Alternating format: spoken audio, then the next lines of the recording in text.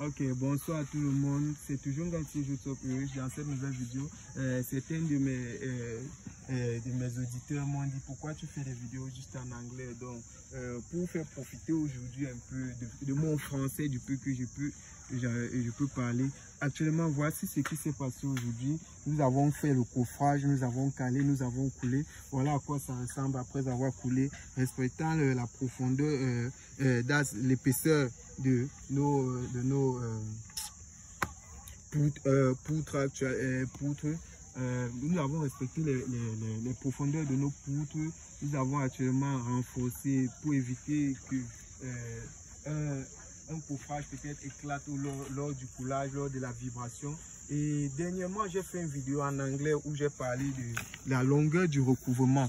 J'aimerais qu'on observe ceci. Après avoir coulé, nous avons ici notre poutre actuellement que nous avons coulé. Ça, ce sont des poutres de la fondation qui ont un autre nom.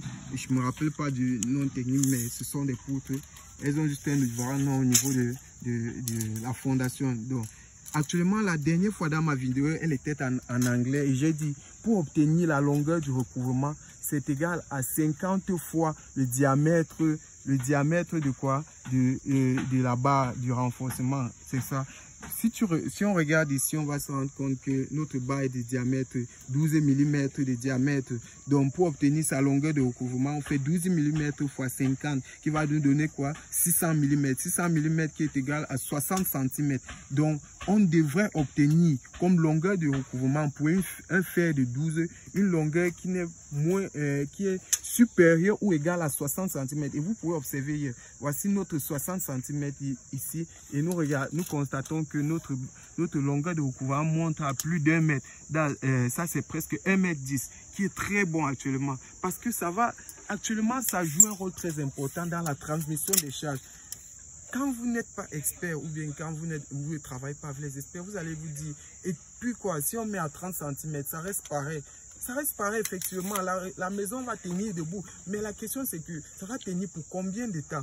Parce que l'immobilier, la construction, c'est un secteur très passif. Quand tu investis, quand tu construis un immobilier, si c'est pour mettre en location, ça met du temps énorme. Si tu investis peut-être 50 millions pour construire deux studios modernes avec une chambre moderne, et à la fin tu te rends compte que le loyer mensuel te donne peut-être 1 million par mois. Il va te falloir, je dis 1 million par an ou 1,2 million ou bien disons même 2 millions par an.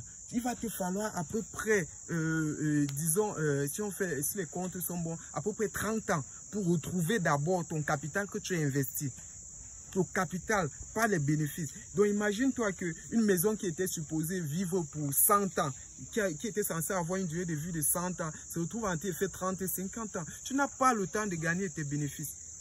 Vous qui investissez dans la construction, vous qui êtes capable de payer les sacs de ciment à 5 500, les barres de fer de 12 à 7 000, soyez-en sûrs que c'est aussi important d'avoir un ingénieur sur le site pour contrôler vos travaux, pour se rassurer que votre argent n'est pas dépensé inutilement. On dit le moins cher coûte cher. Donc investissez. Ayez l'habitude d'avoir les contrôleurs de travaux sur le site. C'est très important.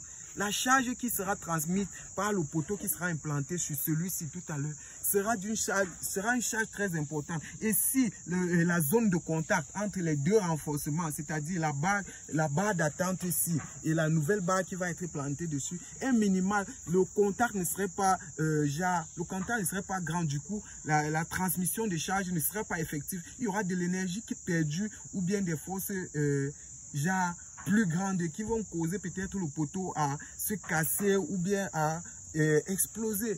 Autant de choses. Donc, vraiment, je vous invite à faire attention à vos longueurs de recouvrement. Faire attention à un grand nombre de détails sur le chantier. Si vous avez aimé la vidéo et si vous avez appris quelque chose, je vous invite à laisser un like, laisser un commentaire. Si vous avez des commentaires également, si vous pouvez m'aider à améliorer la vidéo, laissez également un commentaire. Aidez-moi également en partageant cette vidéo et en souscrivant à mon canal. Merci beaucoup.